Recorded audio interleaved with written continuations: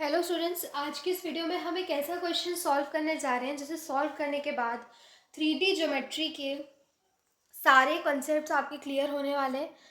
अगर स्टार्टिंग के basic concept की बात करें, अगर वो आपको आता है तो इस वीडियो को देखने के बाद image distance, perpendicular distance, image of a line, foot of perpendicular, सारे कॉन्सेप्ट्स आपके क्लियर होने वाले हैं। ठीक है, सो यहाँ पे हम एक क्वेश्चन करेंगे और उस क्वेश्चन से आपके सारे पॉइंट्स यहाँ पर आपको क्लियर होने वाले हैं। ठीक है, तो सबसे पहले क्वेश्चन क्या है हमारे पास कि find the coordinates of the foot of the perpendicular.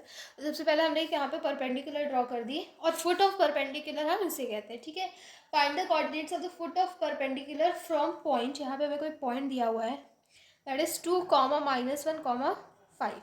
इस पॉइंट से हमें इस पॉइंट का फुट ऑफ परपेंडिकुलर फाइंड करना है which is lying on the line. अब इस लाइन की इक्वेशन हमें दी हुई है x - 11/10 is equals to y + 2 upon -4 is equals to z + 8 upon -11। ठीक है, ये हमें लाइन की इक्वेशन दी हुई है।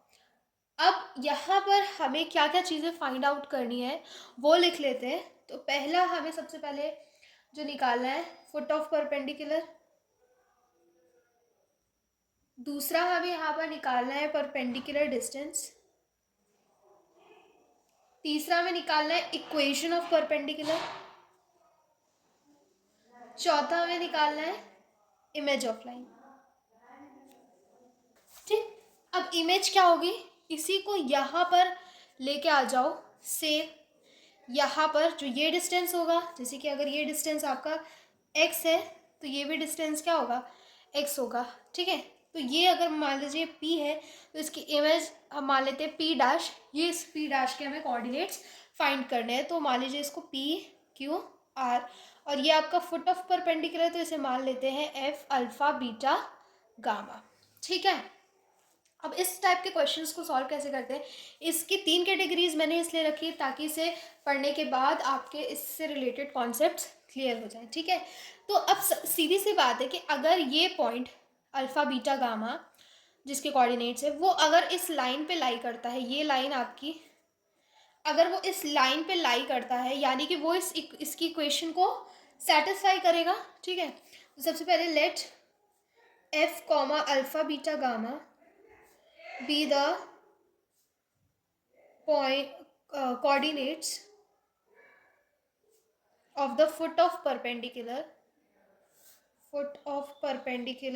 of P। ठीक है, ऑन ए बी। ठीक है, P से हम यहाँ पे ड्रॉ कर रहे हैं परपेंडिकुलर ए बी पे, उसकी हमें इक्वेशन निकालनी है। ठीक, अब हमने इसे अल्फा बीटा गामा मान लिया, इसकी इक्वेशन हमें ये दी हुई है, since F lies on the line AB, therefore alpha - 11/10 is equals to beta plus 2 by -4 is equals to gamma plus 8 by -11, और इसे हम किसी कांस्टेंट के बराबर मान लेते हैं, दैट इज लैम्डा। ठीक है, अब अल्फा बीटा और गामा की लैम्डा के टर्म्स में हम वैल्यूज निकाल लेंगे। तो alpha is equals to 10 lambda plus 11, beta is equals to -4 lambda -2, gamma is equals to -11 lambda -8। ठीक है, ये आपकी इक्वेशंस आ गई। अब डायरेक्शन रेशियोज कैसे निकालेंगे। ठीक, डायरेक्शन रेशियोज इस लाइन से आप इसके निकाल सकते हो, यानी कि अल्फा -2, बीटा +1 और गामा -5। ठीक, ये इसके डायरेक्शन रेशियोज आ जाएंगे। हमें पता है direction ratios are x2 - x1, y2 - y1। ये जो हम यहाँ पे लिखते हैं x - x1 upon x2 - x1, तो जो x2 - x1 होता है वो क्या होता है, वो हमारा डायरेक्शन रेशियोज होते हैं, राइट। तो direction ratios of A B हमें निकालना है, तो क्या हो जाएगा, इस पॉइंट एफ के लिए direction ratios of A B क्या हो गया हमारा, अल्फा -2, बीटा +1 और गामा -5, ठीक। और यहाँ पे इस लाइन के डायरेक्शन रेशियोज, ये ए बी आपका ये हो गया, ये लाइन हमारी पी एफ हो गई, ठीक है। ये ए बी नहीं हुआ, ये पी एफ हुआ, ठीक। ए बी हमारा ये, तो direction ratios of A B, इस लाइन के डायरेक्शन रेशियोज क्या हुए, 10, -4 एंड -11, ठीक है। अब since A B is perpendicular to P F, P F यहाँ ए बी के परपेंडिकुलर है, यानी कि हमें पता है L1 L2 plus M1 M2 plus N1 N2 should be equal to 0। तो यहाँ पर क्या हो गया, 10 into alpha -2 -4 into beta +1 -11 into gamma -5 should be equal to 0, ठीक। अब यहाँ पे अल्फ़ा बीटा गामा की जो वैल्यूज हमने यहाँ से डिराइव किए, उनको हमें यहाँ पे लिख देना है। तो ये क्या हो गया, 10 lambda plus 11 -2 -4 lambda -2 +1 -11 -8 -5 is equals to 0, ठीक। अब इसे सॉल्व कर लेंगे। सो 100 लैम्डा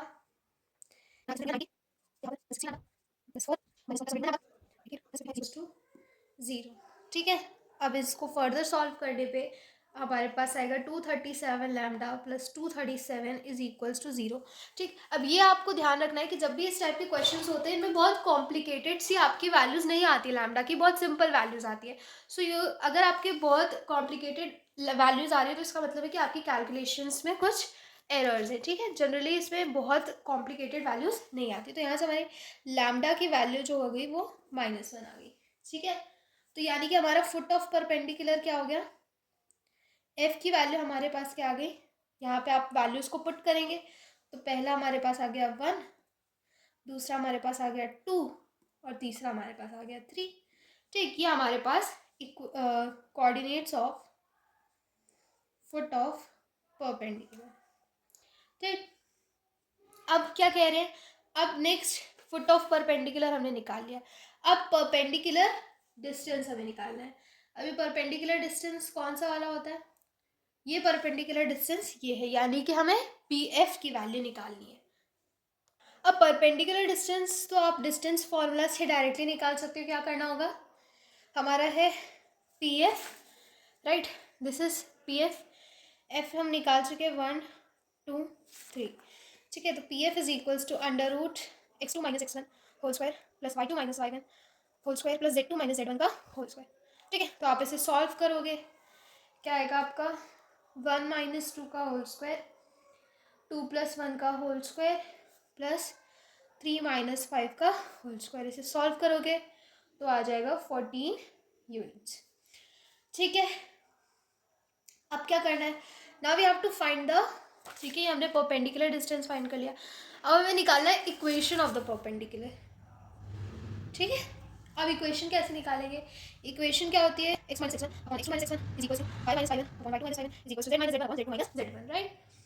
अब यहाँ पर x1 की क्या वैल्यू है हमारे पास, क्योंकि हमारा पॉइंट है 1 2 3, राइट। तो x minus x1 that is 1 और x2 माइनस x1 1, ठीक, is equal to y minus y1, y minus y1 क्या हो गया 2 upon y2 minus y1 2 minus 1 that is 3, sorry ये आपका माइनस है 2 माइनस 1 प्लस 2 दैट इज 3, और z minus z1 upon z2 minus z1 5 minus 3 that is 2, ठीक है। तो इसे सॉल्व किया, x minus 1/1 y minus 2/3 is equals to z minus 3/2, ठीक है।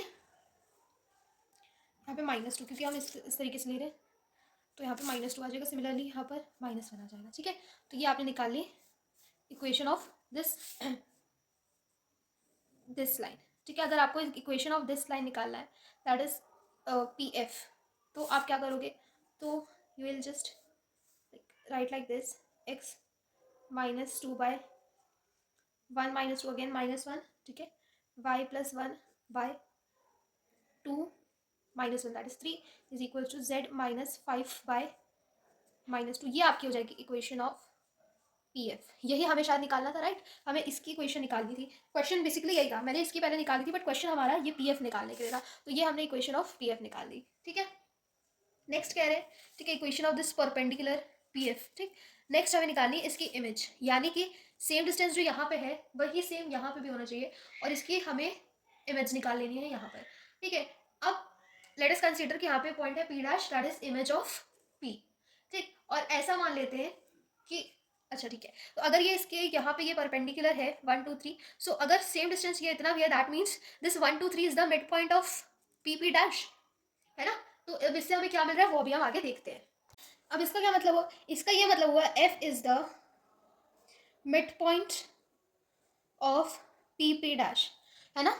अब हम क्या करते हैं, अब हम मिड पॉइंट फॉर्मूला लगा देते हैं। ठीक है, एक हमारे पास ये, एक हमारे पास ये, मिड पॉइंट फॉर्मूला लगाए, 2 प्लस P, क्योंकि ये आपका, ठीक है, मिड पॉइंट फॉर्मूला लगाया 2 plus P by 2 is equals to -1 plus Q by 2 is equals to 5 plus R by 2। ठीक है, अब ये किसके बराबर हो गया? अल्फा के, अल्फा क्या है हमारा?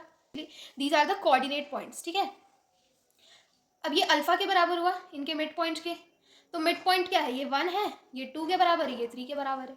अब इससे आप P की, R की वैल्यू निकाल सकते हैं आराम से। P की वैल्यू 0 आ गई, Q की वैल्यू 5 आ गई, और R की वैल्यू यहाँ से आ गई आपकी 1।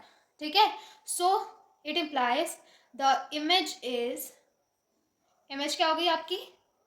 That is your P dash PQR is equals to P dash आपका, अभी हमने निकाला 051। ठीक है, दैट वाज योर क्वेश्चन।